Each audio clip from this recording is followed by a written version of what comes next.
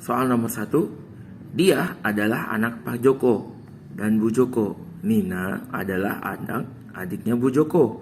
Apakah hubungan Nina dan dia? Di sini kita dapat menarik sebuah kesimpulan atau membuat sebuah bagan bahwa dia merupakan anak dari Pak Joko dan Bu Joko. Dan Bu Joko punya seorang saudara perempuan. Anggaplah dia adalah A, di mana A memiliki seorang anak yang bernama Nina. Karena Bu Joko dan A merupakan yang setara, maka Nina dan dia merupakan dua orang yang setara juga. Maka hubungan mereka berdua adalah saudara sepupu. Soal nomor 2. Produksi karet kita tahun ini merosot, tetapi kualitas lebih baik. Apakah kesimpulan yang dapat ditarik dari pernyataan di atas? Dari sini kita dapat menarik sebuah kesimpulan bahwa pertama, kuantitas mengalami penurunan. Produksi karet kita tahun ini merosot. Produksi artinya mewakili kuantitas atau jumlah. Tetapi kualitasnya lebih baik, artinya ada peningkatan kualitas pada tahun ini. Dari seluruh pernyataan yang ada, jawaban yang paling tepat adalah yang A. Kualitas tahun terdahulu kurang baik. Kalau B, kualitas kita pasti laku di pasaran. Ini adalah kesimpulan yang tidak benar karena tidak ada pernyataan pada soal tersebut. Baik yang C, kita tidak menderita kerugian, itu merupakan kesimpulan yang tidak benar. Jadi, pembuatan kesimpulan harus berdasarkan dengan pernyataan yang diberikan. Jawaban untuk soal nomor 2 adalah yang A. Soal nomor 3. Semua anggota asosiasi harus hadir dalam rapat. Sementara dokter adalah anggota asosiasi. Di sini kita dapat membuat terlebih dahulu bahwa ada rapat, di mana rapat nanti isinya adalah anggota asosiasi. Artinya seluruh anggota asosiasi merupakan orang yang harus hadir untuk ikutan rapat. Nah, di sini ada kata-kata sementara. Sementara bisa diartikan dengan pernyataan sebagian. Artinya, jika sebagian dari dokter merupakan anggota dari asosiasi, maka sebagian peserta yang mengikuti rapat itu adalah dokter. Maka jawaban yang paling tepat adalah yang C. Sementara rapat adalah dokter. Bila A lebih besar daripada B, Q lebih besar daripada C, dan R lebih besar daripada D, sedangkan A, Q, R itu ternyata A lebih besar daripada Q dan Q lebih besar daripada R, dan B lebih besar daripada C, C lebih besar daripada D, maka kita dapat menarik kesimpulan bahwa A lebih besar daripada Q, lebih besar daripada R, maka A juga akan lebih besar daripada C. Oke. A akan lebih besar daripada C, dan A pun juga akan lebih besar daripada D. Q juga akan lebih besar daripada D.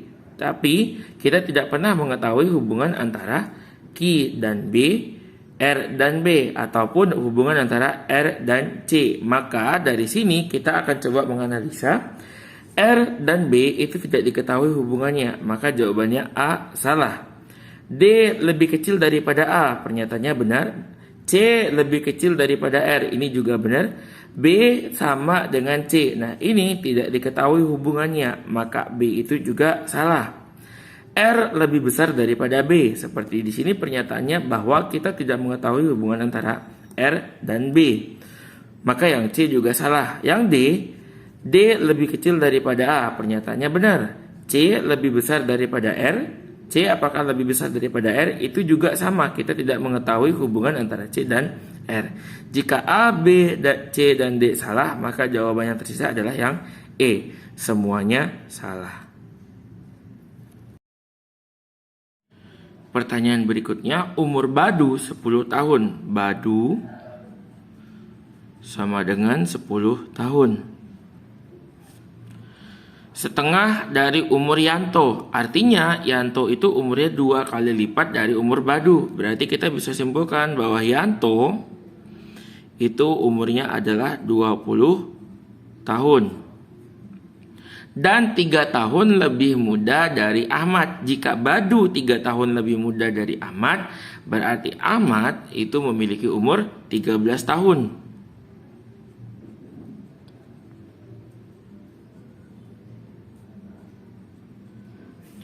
Siapakah yang paling tua dari pernyataan ini? Yang paling tua adalah Yanto, karena umur Yanto merupakan 20 tahun.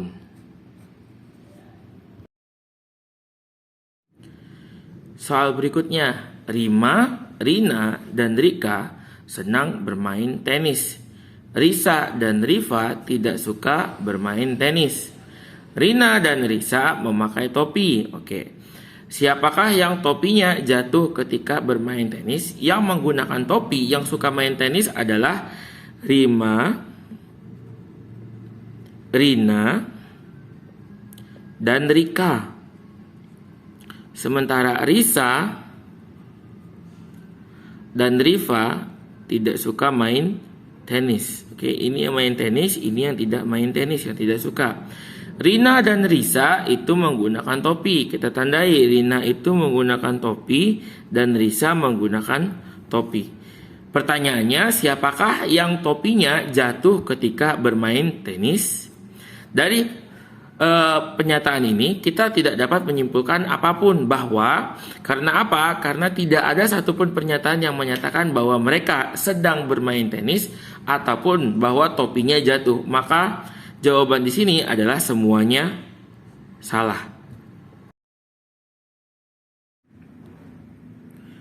Semua kambing adalah pemakan rumput. Sebagian binatang adalah kambing. Maka di sini kita dapat membuat kesimpulan bahwa binatang merupakan bentuk yang lebih umum. Maka kita buat dulu lingkaran seperti diagram Venn. Kita buat lingkaran.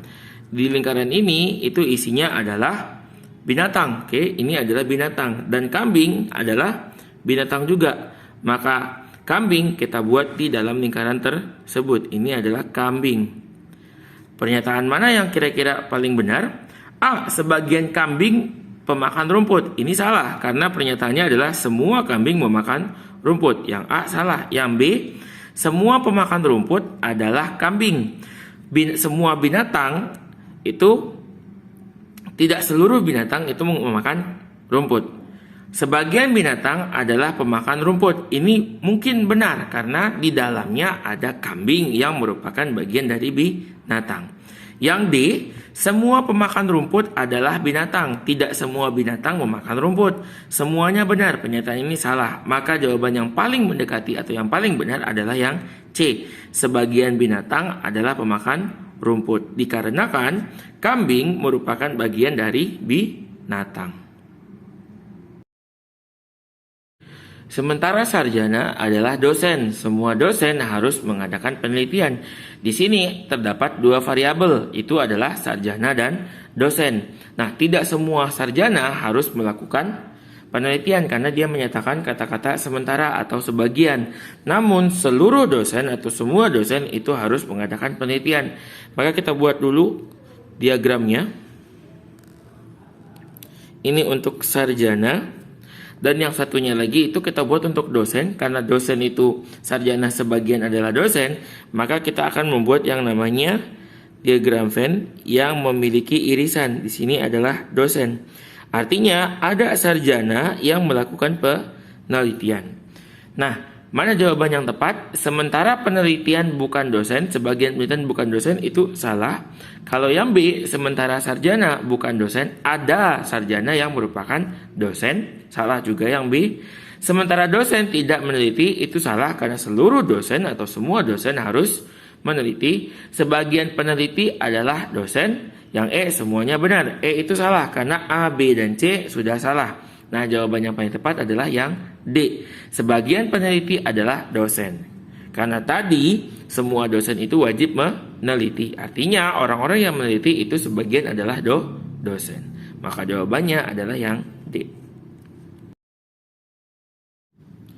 Semua seniman kreatif, sementara ilmuwan tidak kreatif. Di sini kita dapat menarik sebuah kesimpulan bahwa semua seniman itu adalah orang-orang yang kreatif.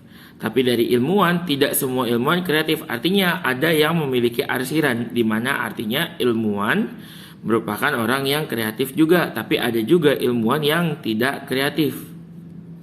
Nah, pernyataan 1, sementara ilmuwan bukan seniman. Sebagian ilmuwan bukan seniman, itu benar. Semua ilmuwan itu kreatif. Ya, semua ilmuwan kreatif adalah merupakan hal yang salah karena tidak semua ilmuwan itu kreatif, hanya yang arsiran.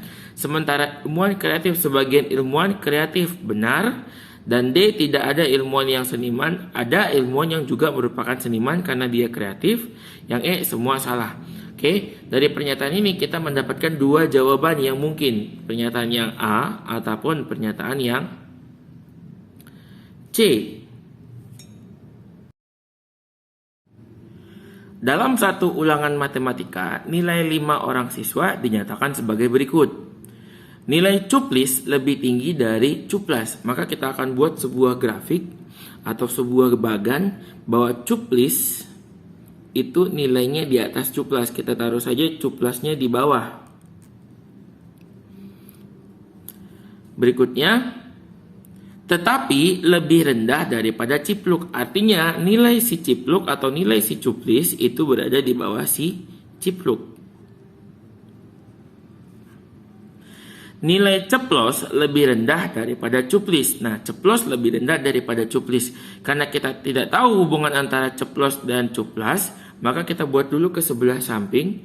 Nilai ceplos lebih rendah daripada cuplis. Kita buat dulu ceplos di sebelah sampingnya.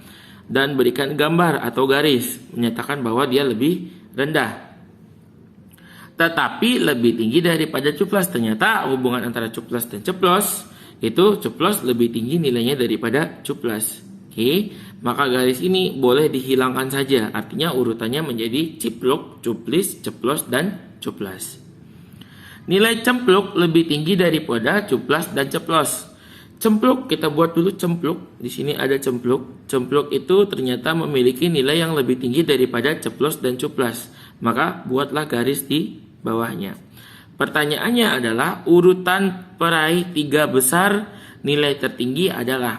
Nah, untuk agar lebih efektif dalam pengerjaan soal, maka jangan mencari kombinasi jawaban yang benar. Carilah kombinasi jawaban yang salah. Bagaimana caranya? Si ceplos ini akan membuat jawabannya salah, si cuplas akan membuat jawabannya salah. Pada opsi yang A ada ceplos berarti salah. Pada opsi yang B juga ada ceplos berarti juga salah. Pada opsi yang C juga ada ceplos berarti salah.